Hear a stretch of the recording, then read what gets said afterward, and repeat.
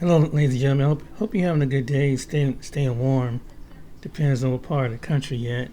You know what's up to you to many of the different generations. Um, in this video, um, I'm going to do some self-awareness, like I've always doing, and I'm always concentrating on a certain demographic of people.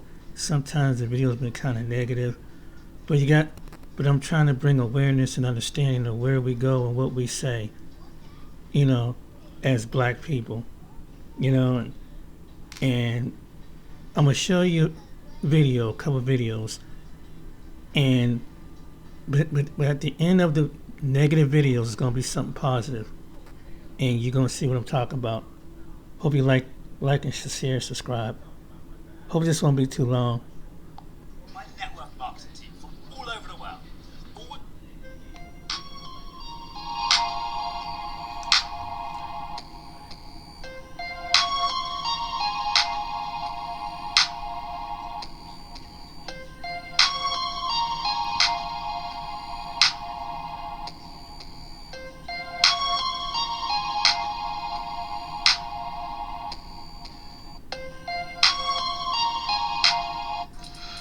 If you hood educated, I'm glad you made it.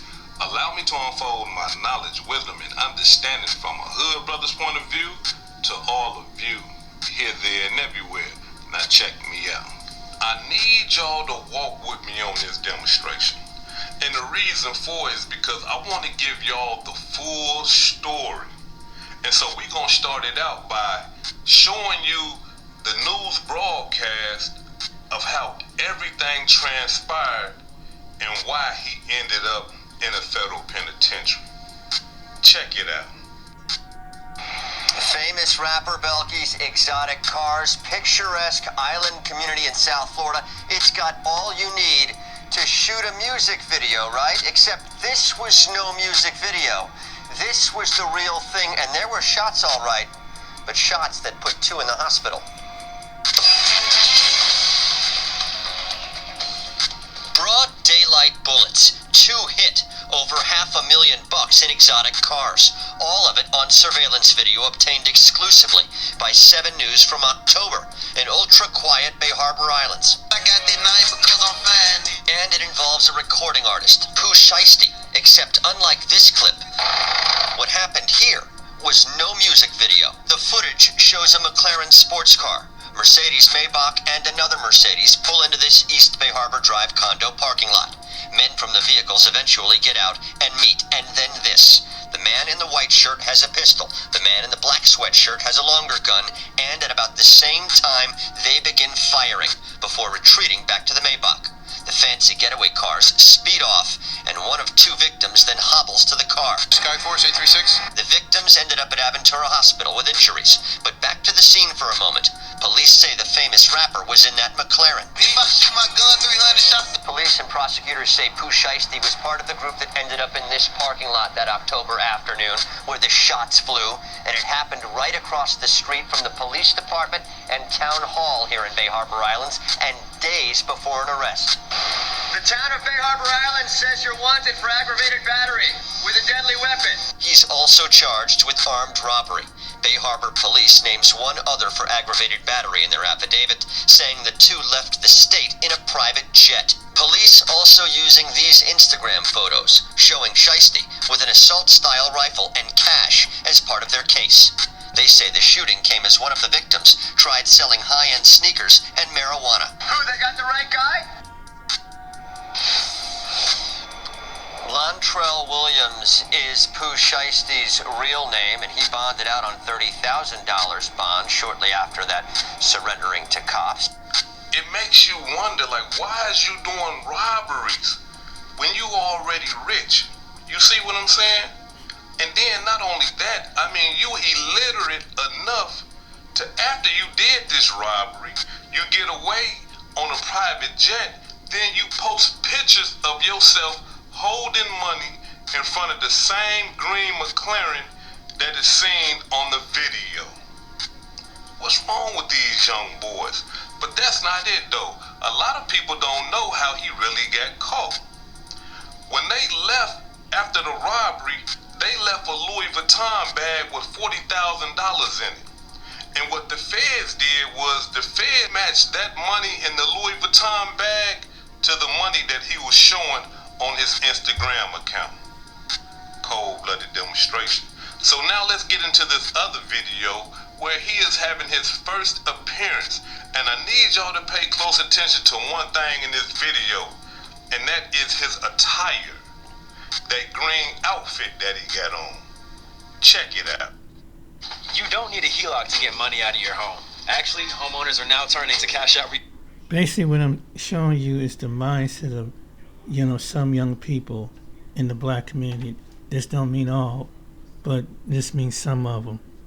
And it's messed up, where it's going. And a lot of young men and some young women are heading to behind the bars. And as the population is dropping to get innocent black men and black women out, you got another generation that's trying to fill it back up with the wrong mindset, with the inward mindset. See, finances for a more responsible way. Green outfit that he got on. Check it out. Williams on page 6. Morning, Your Honor. Brad Cohen and Sam Zegna for the defendant. Good morning. Morning, Judge Ruben Scogan on behalf of the state.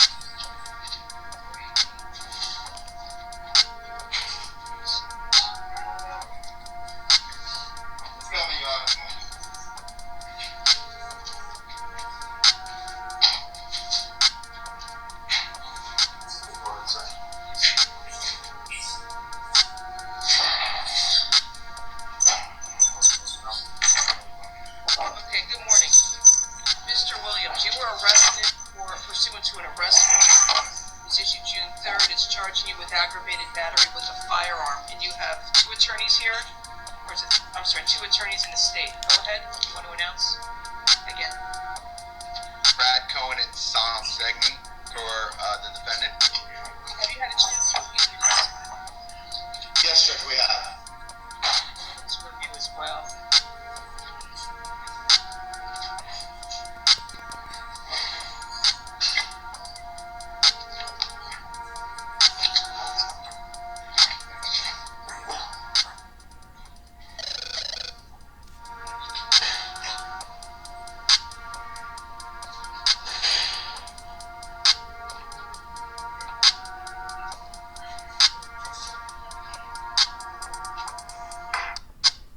Victim sustained gunshot wounds to the ankle. I don't know how you survive getting hit in the torso by jumping out of the way and get shot in the ankle, and that's buttressed by the fact that the original witness said that the firearm was discharged towards the floor. That's the first point. The second point is that the allegations of the previous case, two people were shot, but I Mr. remember, Williams, Mr. Zhang, I remember. is not the shooter. Correct, Judge. This is a bondable offense. If there are issues with bond, it should be addressed by the court, the circuit court judge, with regards to the first case. Aggravated battery with a firearm is not a non-bondable offense. Just so the court knows that we've been in communication with the government. We surrendered Mr. Williams to Metro-Dade Detective Soto yesterday at TGK. We self-surrendered him. He wasn't arrested out and about as a fugitive on the run. We self-surrendered him just like we did last time. He's not a flight risk. And we believe the standard bond's appropriate in this case. And Judge, if I may add to that, I mean, this is we've let defense counsel know that he was supposed to turn himself in last week. We gave him the opportunity, they didn't turn him in. He, as far as we were concerned, was a fugitive for the last week. The arrest warrant was signed, apparently, I believe it was on Tuesday or Wednesday. They've been looking for him, and they charged him several times where he was supposed to turn him in. They canceled. He's here now. Judge. Yes, Judge. This is an aggravated battery. He's entitled to a bond. The standard bond is $10,000, and that's what I'm setting. The $10,000 bond with the hold for the division judge. Hold him for case number F20-14135B. And you'll see your judge tomorrow, 9 a.m. All right? Thank you. One other thing, I need to stay away from the victim. What's his victim's name or initials? Is it X? I'm sorry. There's a witness and a victim. No, Judge. The victim is initials ID. I as in N, D as in David. Okay. Chief, the victim's initials are FD. The alleged victim. Sam, come on. Can I have the name of the initials of the alleged victim or what? FD, Judge. Oh, I have it here. Thank you. You're ordered to stay away from the victim whose initials are FD. No contact with this victim either directly, indirectly, in person, in writing, by telephone, or through third parties. And you must stay 500 feet away from his home, school, and place of employment at all times. You want me to order him to stay away from this club as well? Yes, Judge. Stay away from the King of Diamonds establishment at 7020 Northwest 72nd Avenue in Miami. So all the Judge, can you can't go there. Yes? Judge, can you also tell Sam to stay away from there as well? She doesn't have jurisdiction for that, Judge. You have good lawyers. This is a serious matter, and you're going to see the division judge tomorrow. Good luck to you, sir. Thank you, Judge.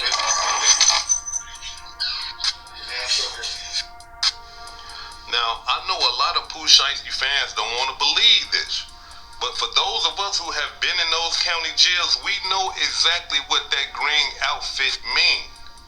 And so since people don't want to believe it, allow me to demonstrate. Suicide prevention schmucks. The most common reason for a person to wear an unusual schmuck, often green, but sometimes another color, is that they have been identified as being at risk of self-harm. Design. These are tear-resistant, one-piece garments, sometimes called a turtle suit or pickle suit. They lack collars, sleeves, or any components like zippers or strong seams that an inmate could use to fashion a noose or inflict injury upon themselves. Purpose. The thick, sturdy material makes it impossible to roll or fold the garment into a cord or rope, which is the most common method of suicide in a jail setting. Context. Inmates on suicide watch are usually housed alone in a stripped down cell with no bedding other than a tear-resistant blanket and a safety schmuck to provide warmth and modesty while staff monitor them closely, often every 15 minutes or continuously. Now listen, y'all. For those of you who ain't never been to the county jail, bless y'all heart. But for those of us who have been to the county jail, we understand exactly what that suit means. When you see somebody in that suit right there, which we call it a turtle suit, look, they put them in that cell, they butt ass naked up under that turtle suit because the officers and everybody in the prison, I'm talking about the COs, the correctional officers, they believe that these people is trying to harm themselves. And when they believe that, they keep them by themselves and they put them in that green suit. Now look, some of you gangsters, that love Pooh Shiesty, y'all might want to make excuses for him and stuff like that. But if you being true to yourself, you know exactly what that suit means. Now, in this next video, Pooh Shiesty is being released. Check it out. What if the perfect business for introverts has been hiding in plain sight this whole time? No cold calling. I'm going to come back to that. But I just want to show you the mindset of some young people and where this is leading to. It's really sad. A lot of young black men and some black women choose to follow this direction. Mainly the black men. It's something wrong among some black people, and it's something need to be addressed. But I'm gonna come back to that. It's to get his reaction, and his reaction was ridiculous. About, he just bragging about how many bodies and that he took lives, and then it was some crazy mess for what he said, and how many homies went to jail. But this is the mindset, this is the inward mindset that some black people have, and that they don't think there's no way out. And they think that, and some people think that it's culture related. It's not just white and other people, but you got some black people that condition themselves to think that it's, that it's the norm to act like this. It's just really, it's really messed up. And but I want to show you this. It's just this video is kind of awareness. We know that some people don't.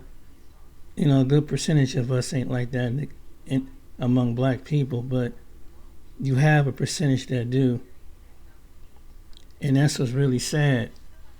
Because you got the talent, you use your talent just to throw your life away. But this next video, I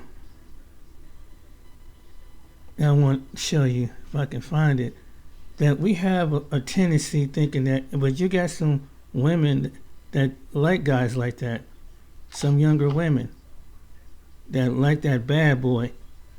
They like that bad boy image.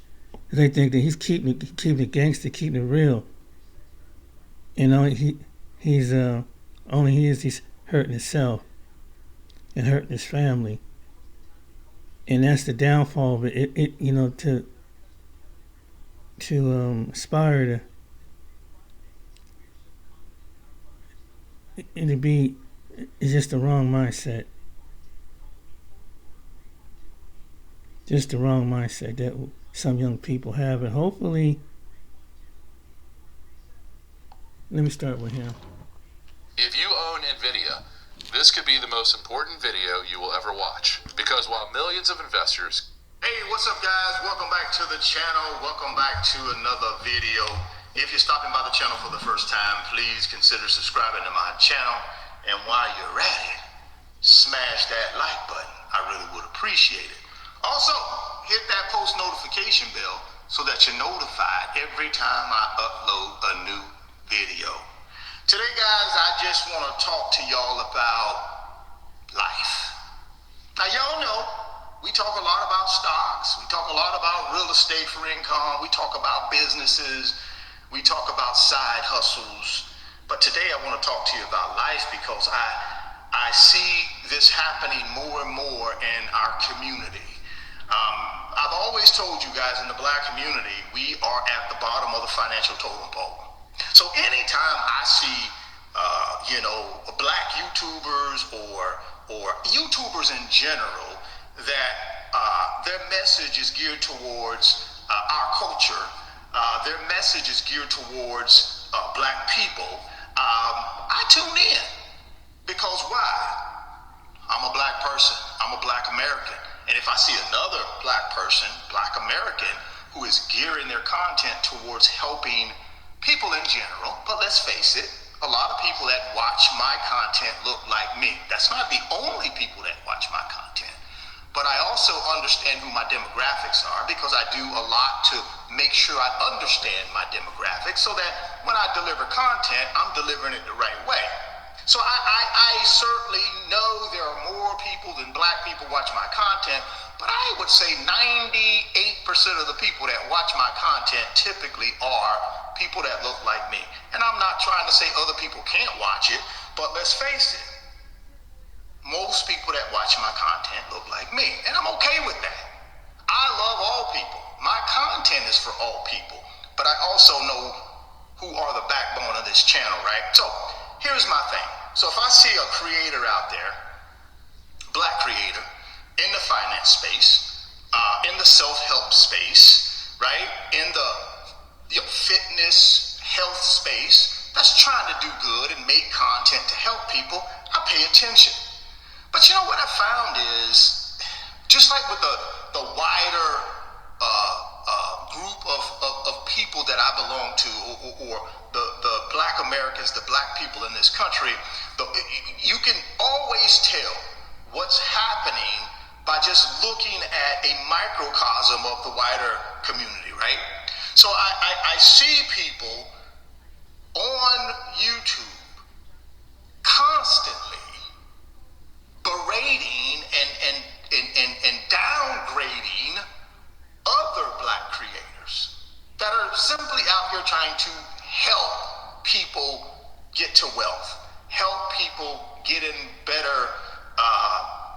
situation, trying to get people better mentally, right? Trying to overall help people improve their life. Now, I'm a finance guy. I'm a financial guy. So I stick to my lane, which is talking with people about money, talking with people about my experience over the last 30 years with money. So that's what I do on my channel. I've always told you guys I'm not an expert. I'm not here to tell you what to do. I'm just here to share with you my experiences, man. And if you want to tap in and take some nuggets, some tips, some best practices, take them. If you don't want to take them, leave them there and move on. That's okay. But for folks to constantly, every single day, focus on creators and what they're saying and they're wrong, they don't do them right. Oh, I keep telling you guys, you gotta do this, you gotta do that. Oh, look at me, I'm out of the country living my best life. Who cares, man? Do you? Do you? The goal here is for us to help people. But there are many different ways to build wealth. Many different ways. Many different personalities. Now, I know there are a lot of scamming and unethical things going on, but that's the world, man. That ain't just on a certain platform. That's the world in general. That's what's going on. This is just a microcosm of the wider world, man. And when I look at black folks, and I look at our financial situation in this country, and I look at our rate of declining health in this country, it's alarming, guys. You got to go out and look at the statistics. It's alarming. Now, I'm not going to touch on the health thing because that's not where, I concentrate on my channel. My channel, I concentrate on the financial. And I do know in this country, black Americans, we only make up 3% of the wealth in this country. That means 97% of the wealth belongs to other groups of people. Guys, without wealth, we can't change anything in this country. See, right now, in my opinion, when you look at what's happening right now in the political landscape, the financial landscape, we ain't nowhere in the picture. Now, we might be out here talking amongst ourselves, but nobody paying us any attention, though. They're not. They're not paying us any attention. Now, what we got to do from a financial standpoint, in my opinion, is force them to pay attention. Now, we don't control much of the wealth, but we do make a lot of money. I've often told you guys, we're on pace to spend about $2 trillion. On pace to spend about $2 trillion. It's harder than ever to close deals. Right. Why did I play his video? Because, this is where it gives you something to think about what he's saying. And what he's saying is absolutely true. It's something that we don't really take time to focus on anything. You got one stream in, they're trying to do it this way when young people, a person make bad decisions, but you got a segment of us that's trying to do what's right. And then you have a segment of black people that says this to one another. Say something silly like this. His poor understanding of black people. And I get it. You grew up thinking one way about black people. You saw other black people have that same mindset. You get in a hug box and you feel comfortable in that hug box. I don't necessarily know if it's like, I fuck with what bro's saying, but I really liked everything Shorty said because she pointed out the fact that just the pure fact that. Oh, let me take it back. This video. Shot this. Us as black people, like as a whole. Okay. Oh wait. Sorry about that. For a long time. Damn it. We've only glorified. It's funny, a couple years ago when all those black men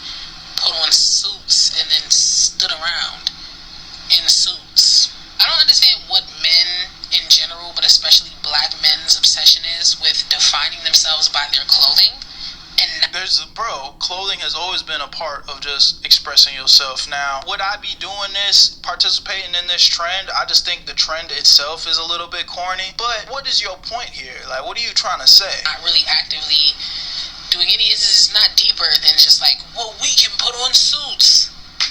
I can also put on a suit. What is the point that you're trying to make here? Like, it's like costume. Like, let's dress up as the social idea of success or productivity or decent, productive human being. I don't even understand what y'all are trying to communicate to us. Y'all are constantly like essentially dressing up as white men. Like, that's kind of the Okay, I almost was about to co-sign with what you were saying. The fact that, like, yeah, people are making it way deeper than what it is. It's like black people should be able to just put a suit on, and it's just like, oh, okay, that's a black guy in a suit, and he either looks good or he don't. You know, whatever. That, like, leave the conversation there. But for you to just say now, to add that extra verbiage, basically dressing up as white man. Hold on, a white man is the only man that can put on a suit?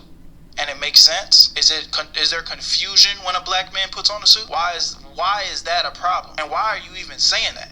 As a black woman, I'm confused. Yo, real quick, if you like making money, I need you to watch this part of the video. If you don't like making money, then go ahead and skip it. But that really should be none of y'all. I know you guys have been. How did we get here? I've been fighting my whole life. You should have started with somebody easier, buddy. I'm not the one. Put crack in the hood anymore. They just drop clout and laugh at what people do to get it. Because how did we get here? We got a black sister with straight blonde hair telling black men that we're trying to be white for wearing quarter zips. Do you see the irony? That's like Dr. Umar giving a speech on black unity while wearing a Brad Pitt wig. Maybe I'm taking it personally because I made the quarter zip joke a couple years ago and I'm exhausted. Like, damn, can black men do anything in peace? Can we have some fun? Yeah. I'm gonna tell you what's anti-black. When you go around and you unalive somebody who look just like you take the life of somebody that look just like you. Alright, you go and you rob and steal and scam from people that look just like you. Or just in general, but yeah. That's extremely anti-black. See, nothing that actually hurts the community seems to be anti-black. But anything that is part of trying to improve it always seems to be anti-black. It's so fucked up. It's literally so fucked up. When niggas be robbing, killing, stealing, shooting, doing all types of crazy shit, glorifying degeneracy, lust, all types of shit, that's black. That's us. Hell yeah. That locked in, twin. Yeah. As soon as a nigga look like he trying to better himself, and like bruh said, like, this is clearly just so for fun. Like, why is this even a conversation? Niggas are confused, like, yo, hey, bro, what are you doing? Hey, no, you trying too hard. You trying to be Caucasian. Bro. Ain't that crazy? Ain't that crazy? Fried, anytime there's a movement where somebody is trying to actually push the community into a positive direction, all of a sudden it's... And it's a joke, but let's just make it deeper, right? Just for the sake of the conversation. Literally, I've seen all the memes, all of it's going from, you know, hood, dressed like this, being gangster, to like handshaking, you know what I'm saying, presenting themselves a certain way, standing up tall, using big words, completing their sentences with no slang. The proper way, the right way, right? Why are we overly associating that with only white people? Why we can't do that too? That's not positive within our community? That's not something that the black people can claim? What? So anti-black, and then it becomes you trying to impress other races of people. Let me break something down for you. While you be doing all of that history of research and looking back on your ancestors, look up how your ancestors dressed. Look how they carried themselves. Right? What y'all do right now is absolute trash in comparison to what they did back in the day. I'll agree.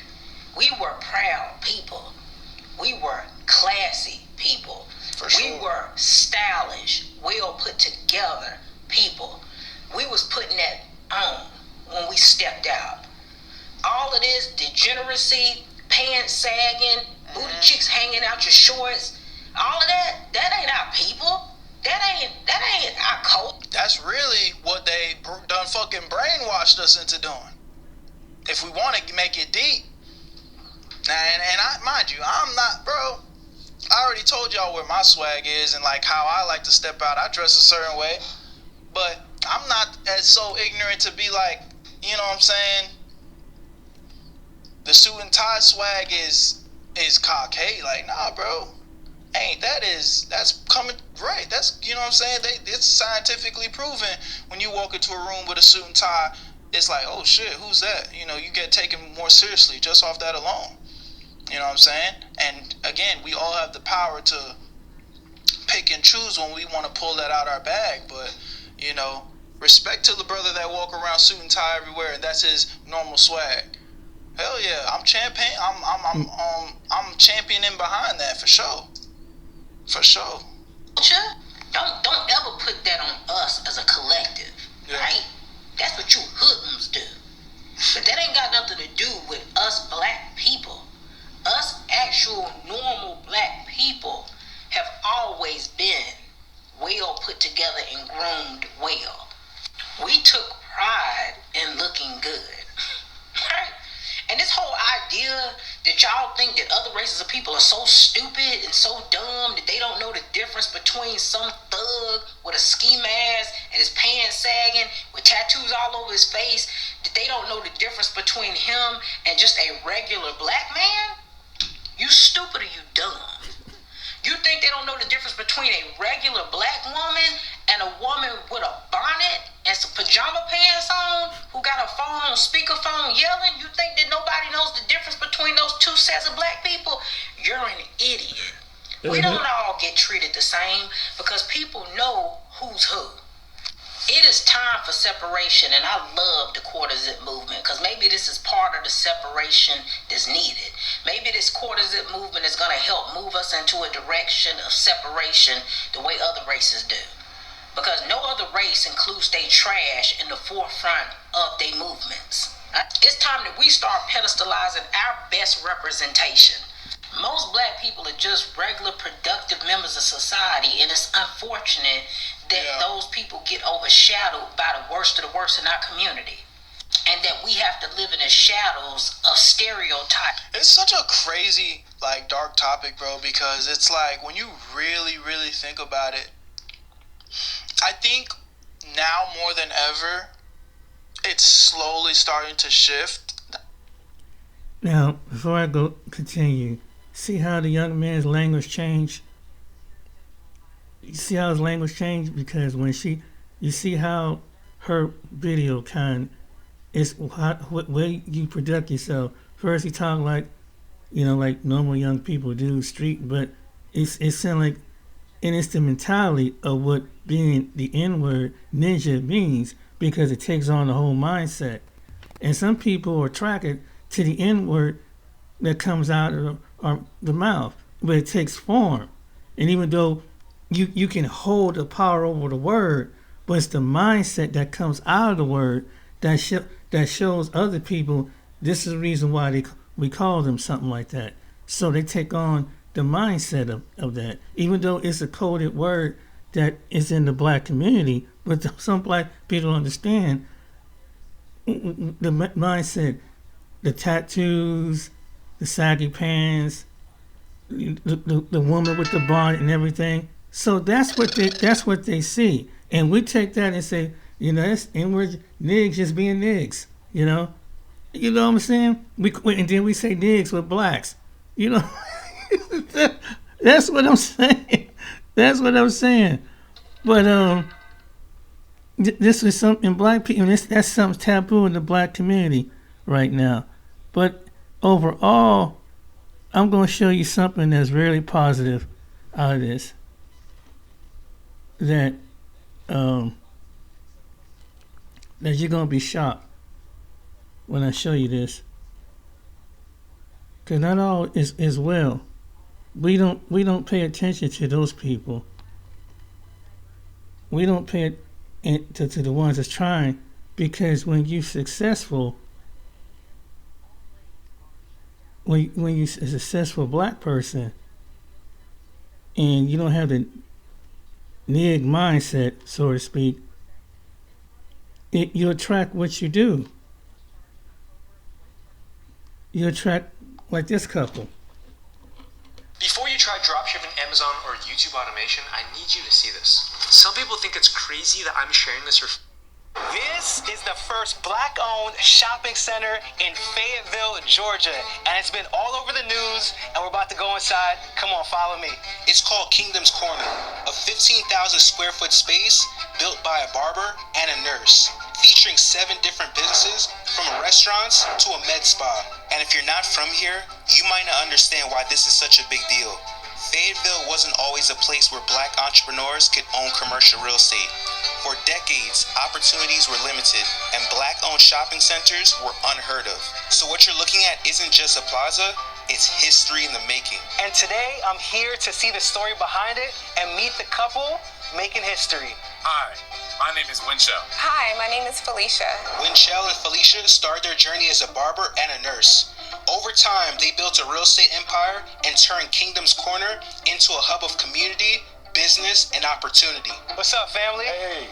Listen, I've been hearing about you guys all over the internet, the news, about you guys having the first black-owned shopping center in Fayetteville, Georgia. Welcome to Kingdom Corners. Can y'all do me a favor and introduce yourselves and what you do to my viewers? My name is Winchell Elibert.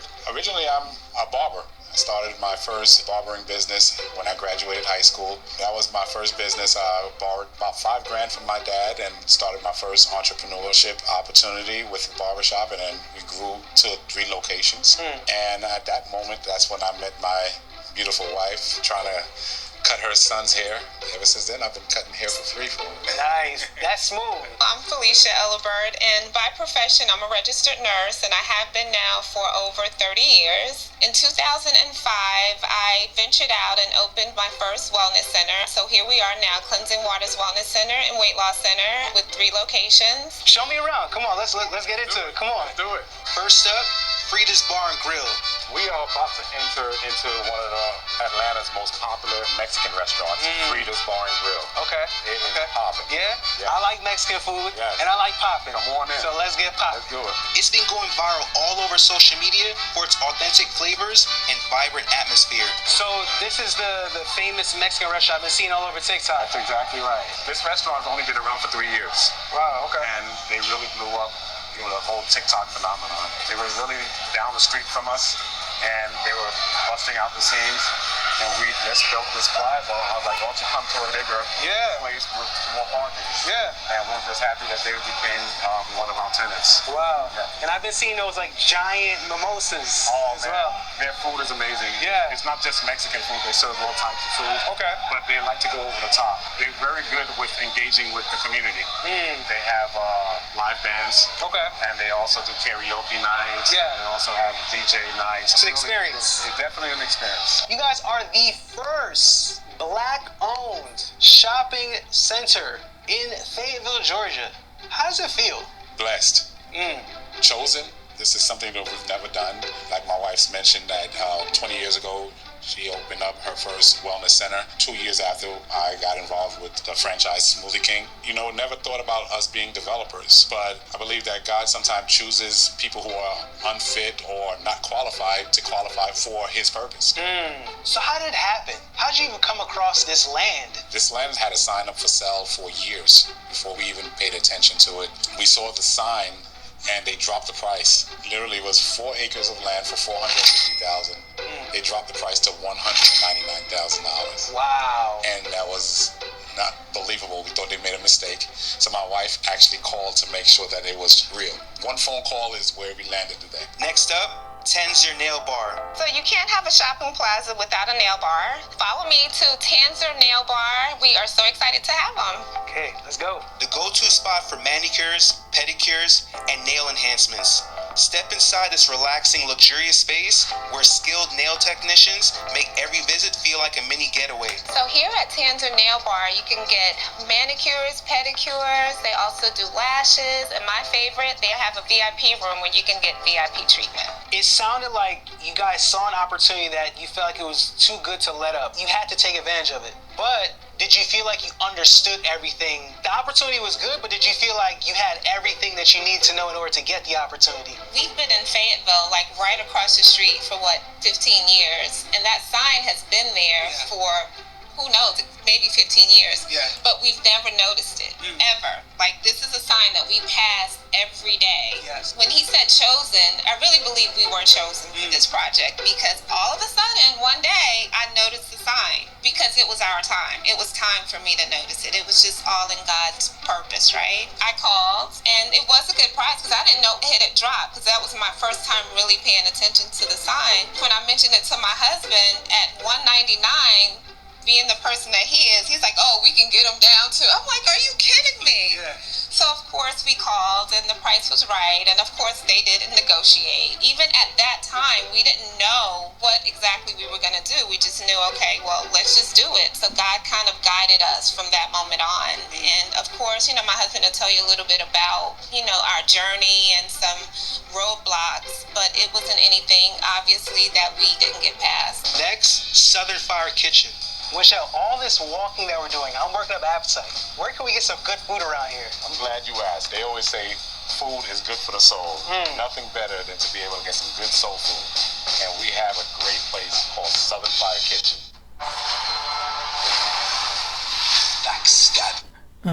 I'm not going to go too far with this video, but you can check out his channel. It's called Kenny Martin. I just want to show you, when you have a business mindset versus an inward mindset, this is what you believe, and this is what some young people have. Young people can be inspired to be like this couple, but they, not too many, but they won't promote something like this on social media. Ain't too many people promote like this guy just did. We see the negative aspect of, and I'm just showing you how. Look how that young rapper had everything, and he could took that money and he could did something like this if he had the right mindset. See, you can have a lot of money and you flashing, but it's a temporary joy, and then acting getting all crazy and trying to prove yourself, genocide a lot of young men about your age, and innocent victims over what?